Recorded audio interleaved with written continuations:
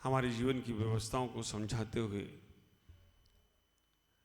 पंडित दौलत राम जी कह रहे हैं, ताही सुनो भव मंत्रान, सुनने की कला सिखा रहे हैं।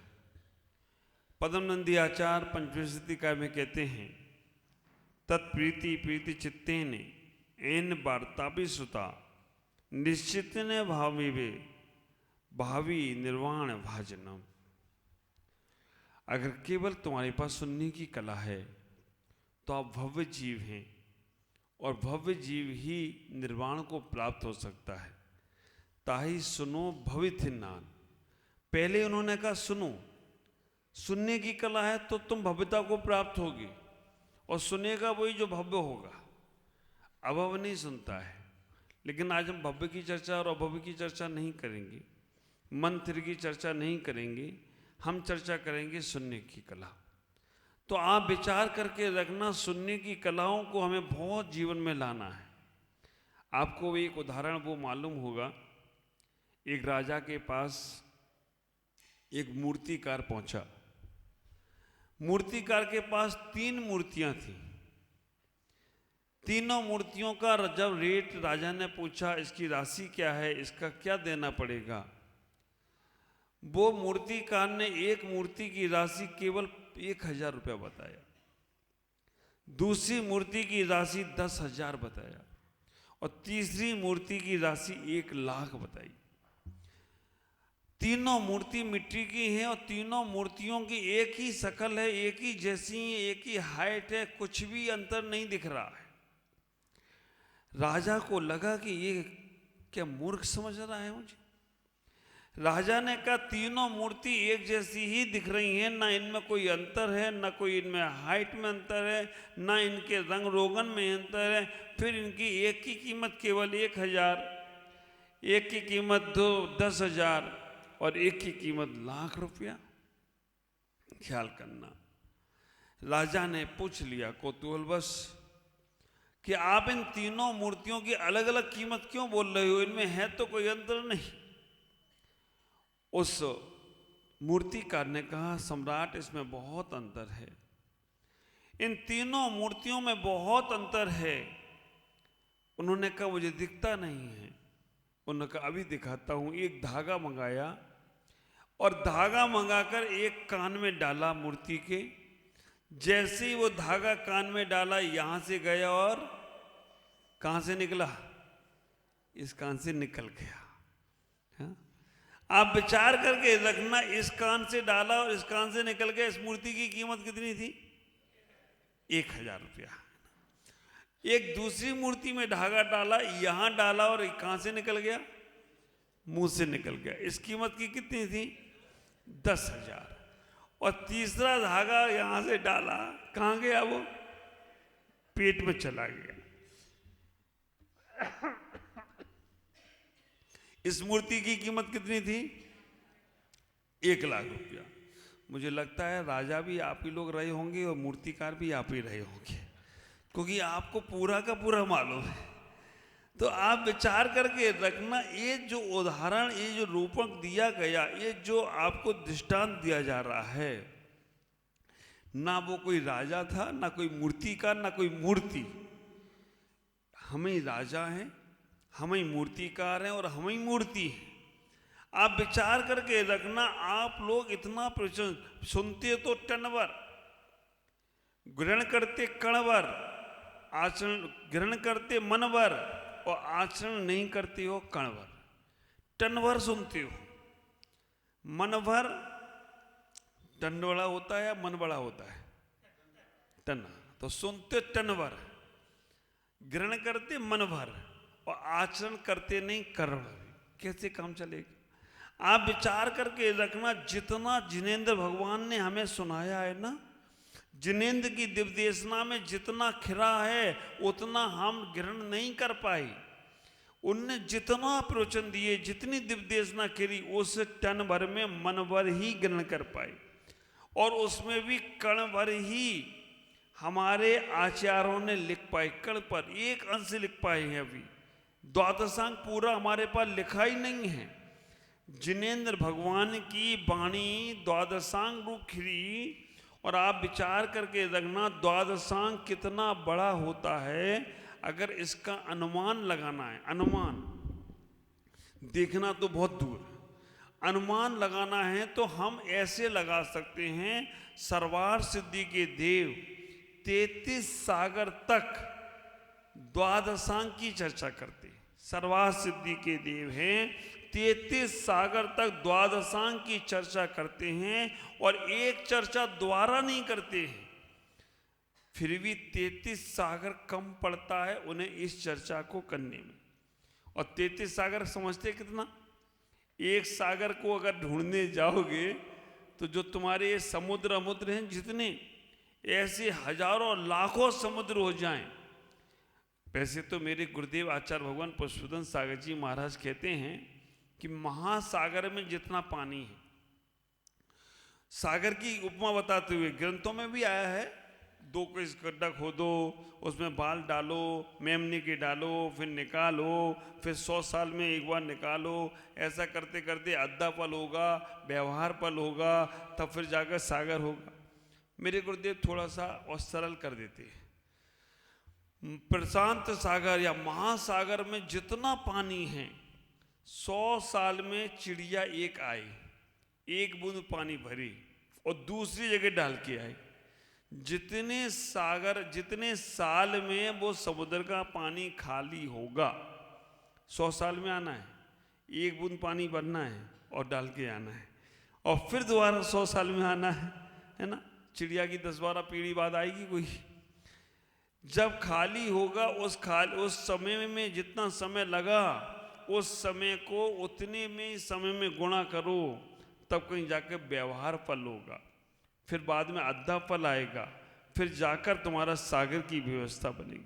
तो 33 सागर तक इसी द्वादशांग की चर्चा होती है, लेकिन फिर भी पूरी नहीं हो पाती है।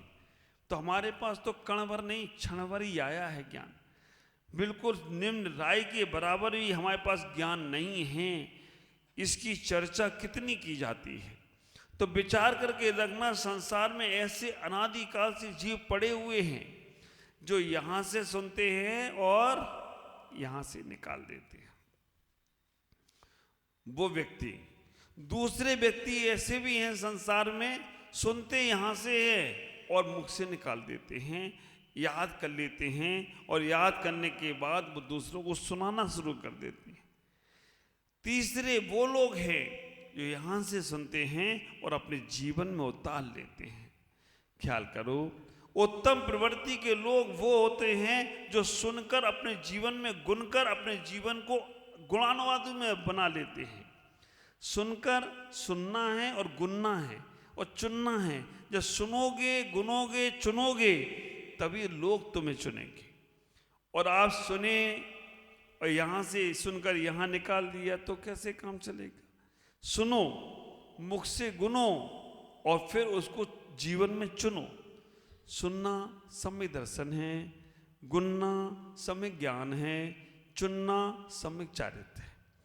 आप विचार करके रखना, सुनना श्रद्धा का परिणति है, और श्रद्धा की परिणति जब होगी तभी सुन पाओगे। सुनोगे तो सम्यक दर्शन की भूमिका बनेगी, और जब सुना हुआ है उसे बार बार चिंतन करोगे, बार बार मनन करोगे, तो वही तो सम्यक ज्ञान है। जब सुन लिया, गुन लिया और फिर जब चुन लिया, चुनने के बाद अपना चुनाव अच्छा रखो। चॉइस, ख्याल करना, 3 अक्षर है, चेक, चैलेंज, चॉइस। मेरे गुरुदेव के हैं, मेरा कुछ भी नहीं है। मेरे गुरुदेव कहते हैं जीवन में 3 चीजों को अपनाना।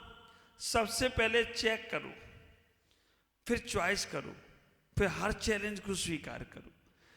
अगर तुम कोई कार्य करने को तैयार हो तो चेक करो वो कार्य से होगा क्या, फिर चॉइस कर लो, अच्छा है तो अब इसका आपको करना है। फिर चैलेंज, क्योंकि अच्छे काम की आलोचनाएं होती हैं, अच्छे काम को लोग अच्छे से नहीं समझते हैं। आज तक गाली देने वाले को कोई स्कूल नहीं है, लेकिन अच्छे काम को सिखाने के लिए स्कूल तैयार होते हैं। तो विचार करना, हमें चेक करना है, चॉइस करना है, और चैलेंज करना है। तो जो सुनो उसे गुनो, गुनने के बाद उसे चुनो भी। और चुनाव अगर आपका अच्छा है, अगर आपने अच्छे लोगों को चुना है अपने जीवन में, तो मैं कहूँगा दुनिया तुम्हें अच्छी जगह पहुँचाने का प्रयास करेगी। और गलत चुनाव कर लिया, गलत चुनाव में तुमने किसी को ले आए, फिर तुम बोलते रहना वो तुम्हारी सुनने वाला नहीं है। मैंने कई जगह देखा है, लोग चुनकर आदमी को लाते हैं, सीट पर बैठने के बाद जो चुन के लाया उसी की नहीं सुनते। वो कहता अब करें तो करें क्या, क्योंकि तुमने चुनाव गलत कर लिया। सुनना है, गुनना है, चुनना है। सुनना सब में दर्शन है, गुनना सब में ज्ञान है, और चुनना सब में चारित्र है। तीनों मूर्तियां जो यहां से सुन रही हैं, यहां से निकल रही हैं, आप लोगों को, बहुत से लोगों को वास्तव में आप सुन रहे हो, ये हमें दिख रहा है, और आप सुन रहे हो या आप समझ रहे हो, लेकिन मेरी सारी बातें आपने अपने जीवन में यहां बैठा ली हो तो हो नहीं सकता है। थोड़ी सी बातें आपके मन में बैठती हैं। आप विचार करना, मेरा पूरा प्रवचन आप सुनो और जीवन में उतार लो, ये पॉसिबल नहीं है। आप कोई भी ग्रंथ पढ़ते हो, कोई भी पुस्तक पढ़ते हो, उसकी सारी बातें तुम्हें याद हो जाए कोई जरूरी नहीं है। आप किसी व्यक्ति से मिलते हो, उसका सारा जीवन तुम्हें याद हो जाए कोई जरूरी नहीं है। एक चीज अच्छी स्वीकार करो, आप विचार करना, एक हर प्रवचन में से एक अच्छी बात अगर तुमने लेने का प्रयास किया, हर संत से तुमने एक अच्छी बात लेने का प्रयास किया, हर व्यक्ति की एक अच्छाई तुमने देखने का प्रयास किया, तो मैं गारंटी से कह सकता हूं संसार के सबसे अच्छे व्यक्ति आप हो जाओ तो कोई आश्चर्य की बात नहीं है। केवल एक अच्छाई, जो भी व्यक्ति से मिलो उससे, उसके जीवन में कुछ ना कुछ तो अच्छा होगा, बस वो अच्छाई तुम ले लो। कोई पुस्तक पढ़ोगे उसमें एक आध बात तो अच्छी होगी, उसे अपने जीवन में नोट कॉपी पे भी करो, नोटबुक पे भी करो, और अपने जीवन में भी लिखने का प्रयास करो। कोई भी प्रवचन सुनते हो, प्रवचन पूरा ना समझ पाओ कोई बात नहीं, पूरे प्रवचन का मंथन करो। मंथन करने के बाद जो सार मक्खन निकले, एक बात, हर प्रवचन में से एक बात नोट करो, अपनी डायरी में लिखो। इससे हमें अपने जीवन में उतारना है। हमने सुना है, गुना है, अब चुनना भी है। और जैसे चुनना प्रारंभ कर दोगे, लोग तुम्हें अपने आप चुनने लग जाएं, लोग तुम्हें अपने आप अपने ऊपर को उठाने लगें, तो कोई आश्चर्य नहीं होगा। इतना ही ख्याल करना। हम अपने जीवन में बहुत से लोग होते हैं सुनकर छोड़ देते हैं, बहुत से लोग होते हैं जो याद कर लेते हैं, लोगों को सुनाने लगते हैं, लेकिन बहुत से लोग होते हैं कि जो लोग सुनकर छोड़ते नहीं हैं, सुनकर अपने जीवन में उतारते हैं। अभी मैं पीछे था बरपेटा में, चावल की फैक्ट्री से निकला था, तो मैंने चावल के संबंध में वहाँ चर्चा की थी। आप विचार करके रखना, धान के समान संसार में सारे जीव हैं, मिथ्या दृष्टि जितने भी धान के समान हैं। सारे धान चावल बनते हो जरूरी नहीं है, बहुत से धान इधर उधर पड़े रहते हैं, कुछ बिरले होते हैं वो धान चावल बनते हैं। तो मिथ्या दृष्टि में से कुछ ही लोग होते हैं जो सम्यक दर्शन को प्राप्त करते हैं।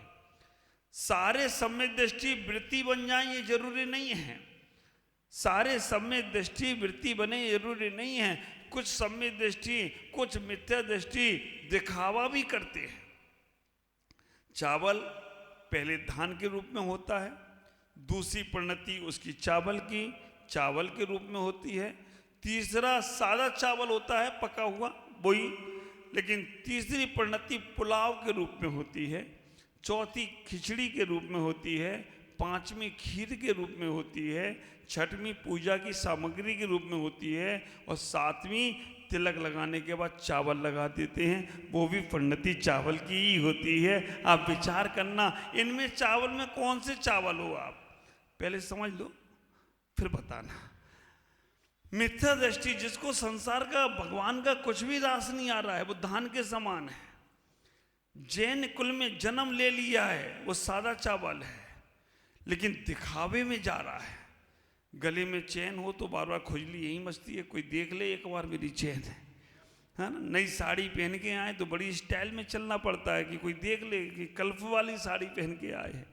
जहां दिखावे का भाव आ रहा है समझ लेना तुम पुलाव वाले चावल हो, और जहां तुम्हारे अंदर अपना आत्मकल्याण का भाव आ रहा है, ख्याल करके रखना, धर्म करना है, गुप्त रूप से करना है, तुम खिचड़ी बन गए हो। खिचड़ी दिखाती नहीं है हमें रंग रूप, लेकिन खिचड़ी अच्छे खासे बीमार आदमी को ठीक कर देती। आप विचार करके रखना। और अगर तुम थोड़ा सा अच्छा तन का, मन का, धन का सदुपयोग कर रहे हो, दिख भी रहा है, लोगों को दिखने दो, क्योंकि अच्छे काम दिखा के भी करो, क्योंकि दूसरों को प्रेरणा मिलती है। तुम खीर के समान हो गए हो, और जैसे ही तुमने व्रत नियम संयम लिए, समझ लेना तुम मंदिर के चावल के समान हो गए हो, और जैसे ही तुम माथे पे लग गए, समझ लेना सिद्धालय पहुंच गए हो। तो कोई आश्चर्य की बात नहीं है, ये चावल की परिणति है। अब आप विचार करके रखना, धर्म नहीं सुहाता है यहां वहां घूमना फिरना, मस्ती मारना, तो समझना तुम अभी धान में ही हो, धान से निकले ही नहीं तुम, अभी तुम्हारा गर्व ही नहीं हुआ है, अभी तो बिगड़ी गति में घूम रहे हो। और अगर तुम जैन कुल में आ गए हो, व्रत नहीं ले पा रहे हो, कम से कम व्रती जिनने बन गए उनकी अनुमोदना कर रहे हो, तुम मंदिर आकर अपने दर्शन भाव रख रहे हो, सामान से आ रहे हो, समझ के रखना तुम अब चावल के धान से निकल आए हो। और अगर यहाँ आने के बाद भी तुम्हारे अंदर दिखावे का भाव आ रहा है, तुम्हारे अंदर ज़्यादा नाम शौहरत का भाव आ रहा है, तुम्हारे अंदर और भी कुछ दिखावे की चीज़ें आ रही हैं, तो समझ लेना तुम पुलाव तो बन गए हो, लेकिन वो पुलाव से पेट नहीं भरता है ज़्यादा, बस थोड़ा सा दिखने में ही अच्छा लगता है। लेकिन आप विचार करना, अगर आपने अपना तन का, मन का, धन का सदुपयोग करने लग गए हो, अपने जीवन में हमें जो मिला है उसका अच्छा उपयोग हो जाए, कोई बोले या ना बोले, हमें अच्छा उपयोग करना है, व्रत लेना है, संयम लेना है। ख्याल करो, अभी हम यहाँ आकर बैठे, दो लोग व्रत लेकर चले गए, है ना, एक ने नमोकार बंद के व्रत ले लिए, और एक ने दो लोगों ने व्रत आकर ले लिए, उन्होंने बताया भी नहीं, ये तो मैं बता रहा हूँ। हमारे अमरचंद जी आए, उन्होंने शांति धारा की, उन्होंने तुरंत ही अपना सहयोग कर दिया कि भाई हम की मंदिर को। तो आप विचार करके रखना, ये वो लोग हैं खिचड़ी के समान कि जो काम कर देते हैं, नाम की इच्छा नहीं रखते हैं। अमर जी गए कहाँ? अभी तो यहीं थे। आप विचार करके रखना, अमर जी एक बहुत अच्छा, दीमापुर में एक परिवार, ऐसा एक परिवार जो दीमापुर में हमारी जब माता जी लोग आ रही थी, उनने अकेले बोल दिया कि महाराज मैं पूरा बिहार कराऊंगा बोका घाट से दीमापुर तक के लिए, और केवल धन ही नहीं दूंगा, पैसा ही नहीं दूंगा, समय भी दूंगा। पैसा देने वाले बहुत मिल जाते हैं, लेकिन समय देने वाले नहीं मिलते हैं। उनने बिहार भी पूरा जिम्मेदारी ले ली, और उसके बाद अपना समय भी गए, रोज आए। ये वो लोग हैं जो खिचड़ी के समान सेवा में भाव रखते हैं, और सेवा का भाव रखकर अपने जीवन को संभाल लेते हैं। विचार करना, तन का सदुपयोग, शरीर साधु के साथ चलो, बिहार में उनके साथ रहो। सबसे ज़्यादा सेवा का पुण्य अगर कहीं मिलता है, हमारे बड़े बड़े आचार्यों ने, ज्ञानी मनीषियों ने कह दिया, जो साधु के साथ बिहार में चलते हैं ना, उन्हें वज्र सब नारद सेनन प्राप्त हो जाए तो कोई आश्चर्य की बात नहीं है। अगर सामर्थ्य है तो जरूर चलो। ख्याल करो, अभी हमारे विमल जी चल रहे हैं, अभी हमारे अशोक जी चल रहे हैं, कहाँ रंगिया से, गुवाहाटी से, दीमापुर से, धुलियान से, कहाँ धुलियान तो पहुँचूँगा, वहाँ से चल रहे हैं, और पूरा पैदल चलते हैं, जहाँ थक जाएं वहाँ गाड़ी तैयार है। लेकिन ये हमें भी ऐसा ही पुण्य कमाना है। साधु के साथ चलना वाला व्यक्ति कभी भटक नहीं सकता। क्यों? क्योंकि साधु को मार्गदर्शन दे रहा है, तो उसका मार्ग देवता भी आकर करें। सम्मित शिखर में जाते हो ना, कहीं मार्ग इधर उधर हो जाए तो क्या होता है? वहाँ के रक्षक देवी देवता डॉगी का रूप रखकर, कुत्ते का रूप रखकर तुम्हें मार्ग बताने आ जाते हो, तो कोई आश्चर्य की बात नहीं है। ये सब तुम्हारा पुण्य प्रबल है धर्म का। क्या अध्यक्ष जी क्या बोल रहे हैं?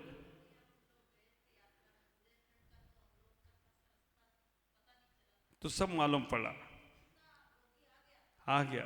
ये सब तुम्हारे पुण्य, कभी साधुओं के साथ व्यवहार कराया होगा, वो ही पुण्य में आता है।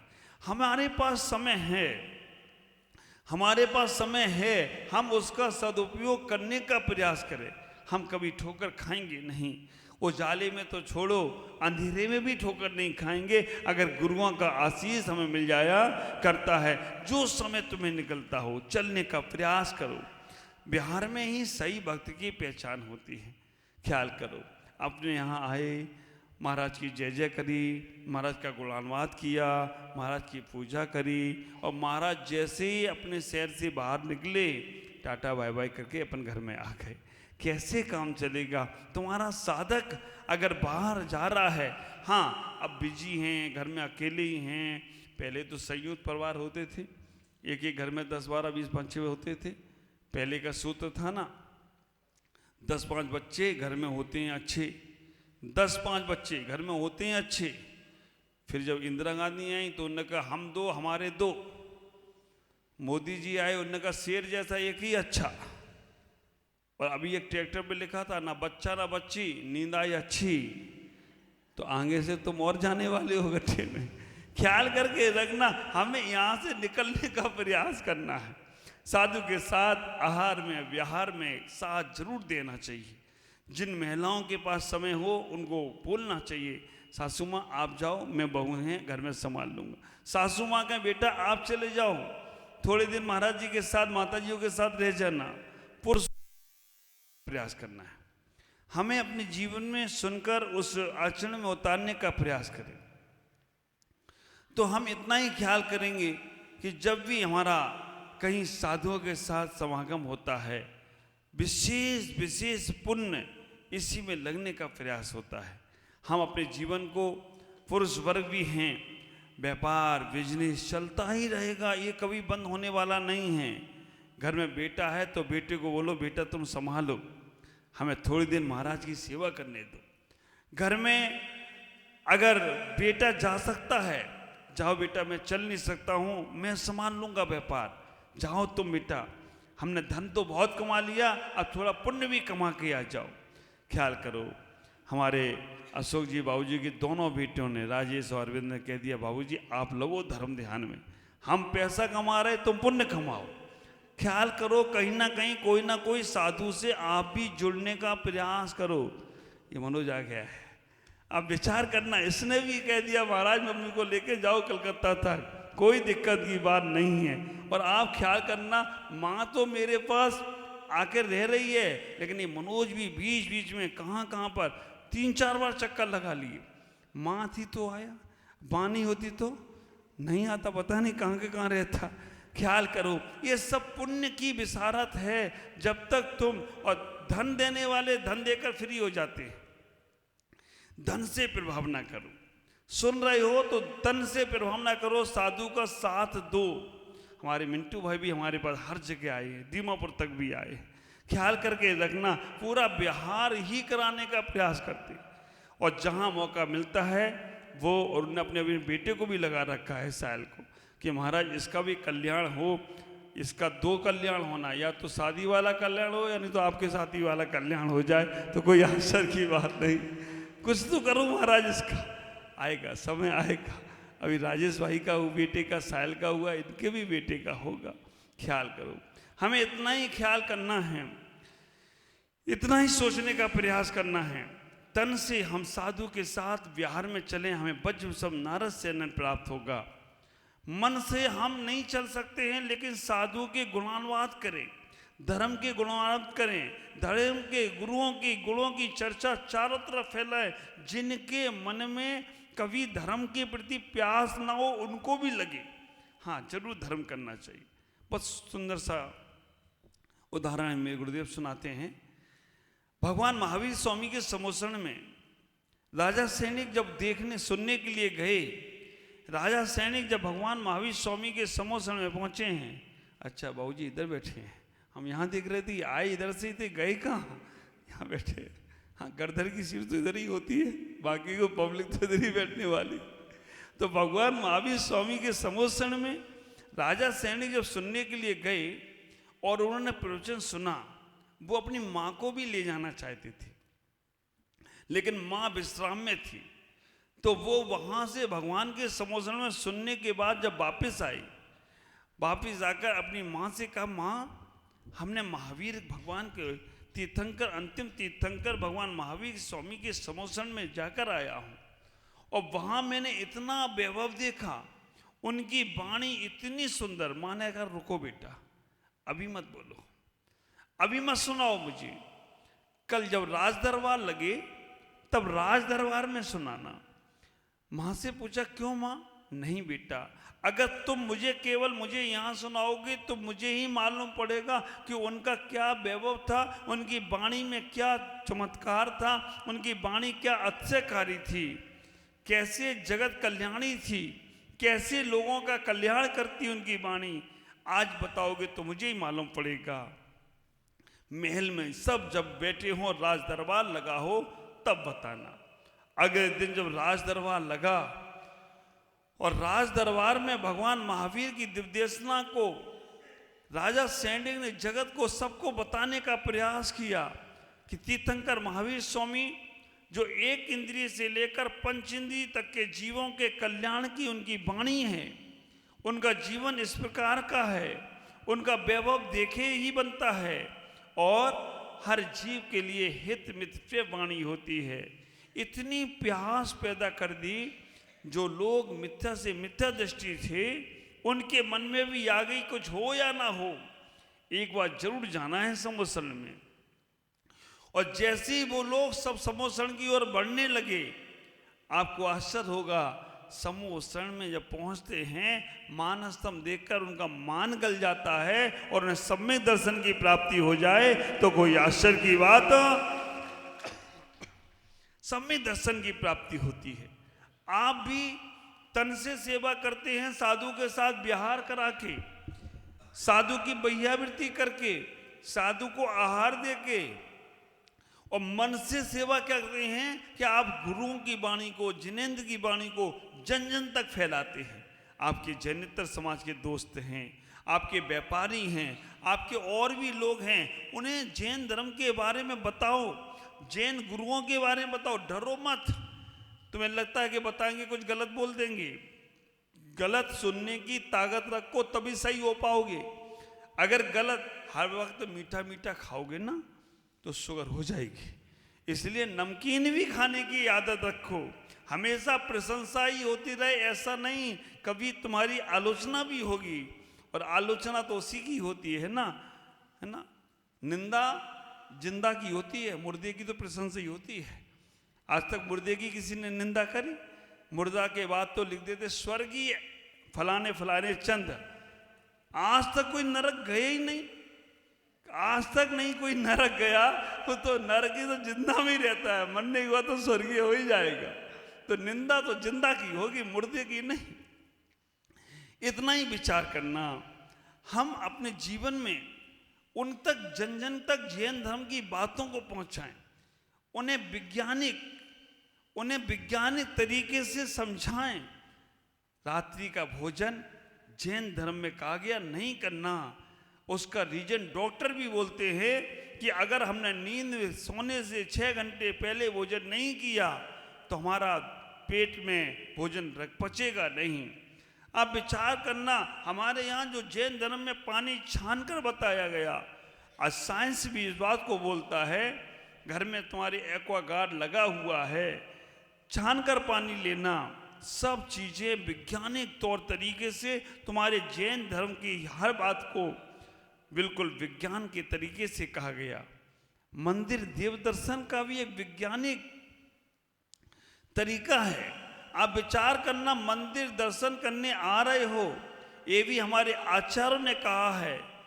मोबाइल को चार्ज करने के लिए चार्जर को लगाने का प्रयास करते हो, चार्जर में मोबाइल लगाकर प्लग में लगाते हो, अपने आप को चार्ज करना है तो परमात्मा के पास आ जाओ, तुम भी चार्ज होते जाओ, तो कोई आश्चर्य की बात। इनके पास आने के बाद ये लगता है ये हमारे हैं, कुछ नहीं बोलते हैं हमसे, लेकिन हमें सब कुछ दे देते हैं, हमारे पास सब कुछ देने का प्रयास करते हैं।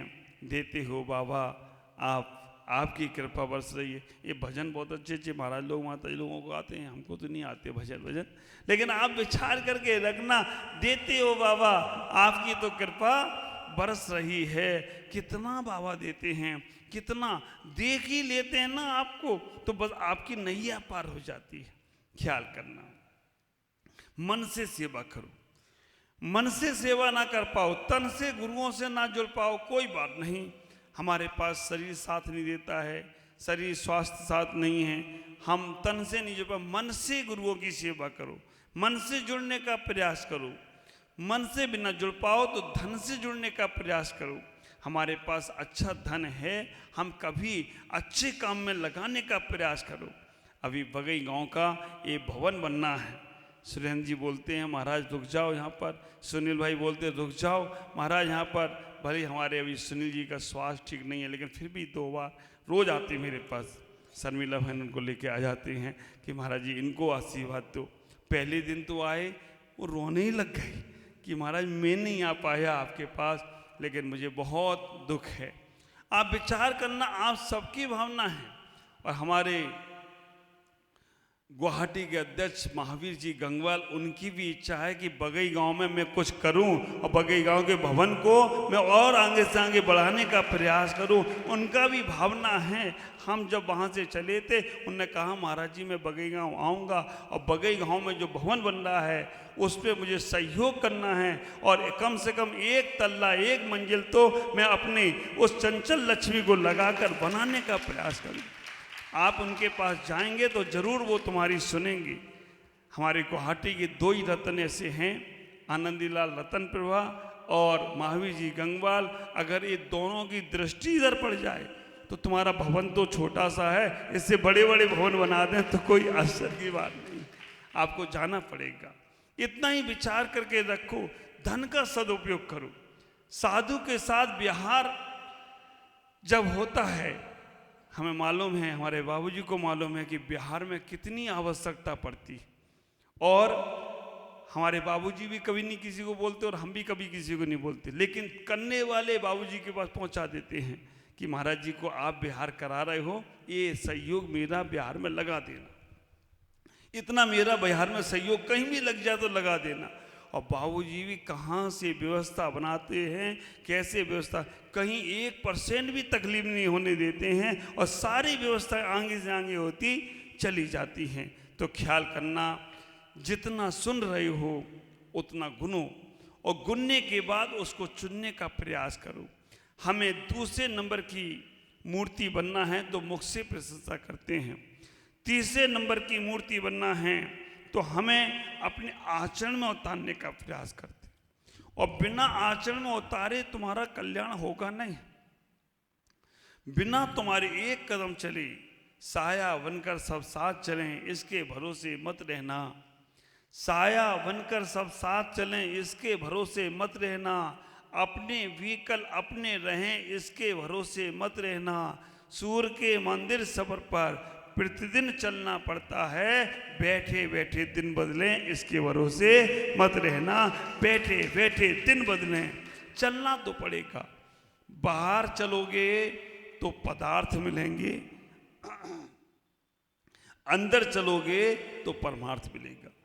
चलो, मैं नहीं कहता हूं तुम संत बन जाओ, मैं नहीं कहता हूं तुम माता जी बन जाओ, मैं ये कहता हूँ संत जैसा मन बना लो तो भी तुम्हारा कल्याण हो जाएगा, और माता जी जैसा मन बना लो तो भी कल्याण हो जाएगा। लेकिन हम ना संत बनते हैं ना वैसा मन बनाते हैं, कैसे जीवन को कल्याण में लाओगे? सुनने की कला, सुनो, जितना सुन सकते हो सुनने का प्रयास करो। ख्याल करना, जब तुम सुनने का प्रयास करते हो तो तुम्हारा जीवन कैचिंग पावर अच्छा होना चाहिए, क्योंकि जो सुनना चाहता है उसकी ग्रहण शक्ति अच्छी होती है, तो एक बार में भी उसे याद हो जाता है। ख्याल करना, सुनते समय केवल सुनना चाहिए। सुनते समय अगर तुम बातें करने लग गए तो तुम्हें कुछ समझ में नहीं आएगा। सुनते समय सुनो, फिर बाद में उसका रिवीजन करो, बाद में उसको अपने जीवन में लाने का प्रयास करो। जैसे जैसे तुम लाने का प्रयास करोगे, आप विचार करो, बच्चा होता है ना, बच्चा अपने माँ को कुछ बोलता है ना तो माँ बड़े ध्यान से सुनती है ना। पहली बार बच्चा बोले ना, पहले बच्चा बोलता था, पहले माता पिता बच्चे को बुलवाते थे, बेटा ओम बोलो, है ना, ओम बोलो। फिर धीमे धीमे बड़ा होने लगा, संस्कार बदलने लगे, तो ओम ओम तो बुलवाना खत्म किया। क्या बोले? पापा बोलो, पापा पापा, मतलब पापा बोलने के चक्कर में वो पा में ही चला गया। अब तो जमाना ये हो गया है, ना पापा ना ओम, अब क्या बोलते हैं? डैड। गए बाबा जी डैड। आप विचार करना, शुरू से सिखा दिया उसको डैड, मम्मी को मामी।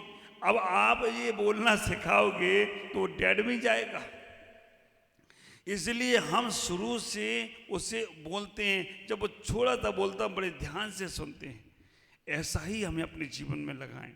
देव शास्त्र गुरु की हम जितना अच्छे से सुनेंगे, चुनेंगे और जीवन में गुनेंगे, उतना हमारा कल्याण होने वाला है। आज इतना ही कहूँगा। चित्त लगाकर सुनने वाला श्रोता श्रेष्ठ कहलाता है। हित अहित का विवेकी वो पाप ताप से बह खाता है। 14 लक्षण आचार्यों ने उस श्रोता को बतलाए हैं जो पंचेंद्रीय है, संगी है, सोच समझ कर बुद्धि पाए हैं। तो सोच समझ कर हम बुद्धि पाते हैं तो हम श्रोता अच्छे कहलाते हैं। आप अपने जीवन में सही श्रोता बनने का प्रयास करो। सही श्रोता वही है, सुनेगा फिर वो गुनेगा। अगर आप सही श्रोता नहीं हैं तो आप बीच बीच में मन इधर उधर लाओगे। प्रवचन में से एक बात अपने जीवन में जरूर उतारना। अब जैसे आज का पूरा प्रवचन का सार अगर मैं दूं, पूरे प्रवचन का जो मैंने 40 मिनट बोल लिया, उसमें पता नहीं आपको पल्ले पड़ी कि नहीं पड़ी बातें। तालियां तो बजा ली आपने और अच्छा भी बोल लिया, लेकिन पूरी प्रवचन का सार अगर मैं कहूँ तो आप जो सुन रहे हो उसे चिंतन की मथानी में डालकर मंथन करो और उसमें से क्या आचरण में ला सकते हो। अब आचरण में उतारने वाली बात आज क्या है? घर में अगर कोई बोल रहा है ज़्यादा, आप सुनो, तात्कालिक जवाब मत दो, है ना। आप विचार करना। ये हमारे परमानंद सागर जी ने हमें लिख के दिया एक पॉइंट। उन्होंने कहा महाराज कोई भी आपसे बात करे तो जल्दी से उसे जवाब मत दो, क्योंकि जल्दी जवाब देने में निर्णय नहीं हो पाता है। इसलिए सुनो, सुनने के बाद उत्तर देने लायक हो तो दो और नहीं देने लायक हो तो ठीक है, बोल दो। सामने वाला भी हल्का हो जाएगा और अपन भी फ्री हो जाएंगे। हर चीज के जवाब नहीं दिए जा सकते और आप लोग फंसते क्यों हो? हर चीज का जवाब दे देते हो। नहीं देना, कुछ सुन के पचाना भी तो सीखो। अब पूरा जितना तुम भोजन करते हो और पूरा भोजन अगर पेट से निकल जाए तो क्या होगा? शरीर में भी तो कुछ लगाओ, है ना। पूरा भोजन में से शरीर में हड्डी भी बनना है, मांस भी बनना है। पूरा भोजन जितना किया वो नहीं जाता है। इसलिए हर प्रश्न के उत्तर मत देना, हर किसी की बातों को सुनकर उसमें उद्वेलित नहीं होना। कुछ होते ही हैं जो उत्तेजित करते हैं कि कुछ भी बोलो। सुनो, शांति से सुनो। सुनने के लिए 2 कान दिए हैं, लेकिन बोलने के लिए एक ही मुख दिया है। उससे अच्छा बोलो, जो बोलने लायक है वो बोलो, अन्यथा नहीं बोलो। बोलने वाले को बोलने दो। तुम सुनकर अपने जीवन को समझने का प्रयास करो। ये सुनने की कला तुम्हारे पास आ गई ना, तो मैं गारंटी से कहता हूं कि आपका जीवन बहुत आनंद होगा। कभी कोई विकल्प नहीं आएगा। सुनते सुनते तुम बोलने लग गए। ख्याल करना, भोजन करते करते डकार आ जाए ना तो परोसने वाला कहता है ये पेटू कितना है, डकार आ गई फिर भी खाया जा रहा है। ख्याल करके रखना, भोजन करते समय डकार नहीं आना चाहिए, और डकार आ गई तो सुनते समय हमारा विचार बोलने का नहीं होना। सुन लो, कितने अच्छे से आप लोग सुन रहे हो, और कितने अच्छे से सुन रहे हो तो मैं सुना रहा हूँ, और नहीं सुनते तो मैं भी कहता चलो भैया चलते हैं। आप ऐसे ही अपने जीवन में सुने, गुने और चुने, तभी तुम्हारा जीवन का कल्याण होगा। पंडित दौलत राम जी कह रहे हैं, ताई सुनो भव्य मन थिर आन, आगे चर्चा भव्यता की करूँगा। आज इतना ही कि सुनने का प्रयास करो। सुनने की कला जीवन में परमात्मा बनने की कला है। जो सुनता है उसकी सब सुनते हैं, और जो सुनता ही नहीं है उसकी कोई नहीं सुनता है। सुनकर अपने जीवन में अच्छा कार्य करें। ओम नमः जय गुरुदेव।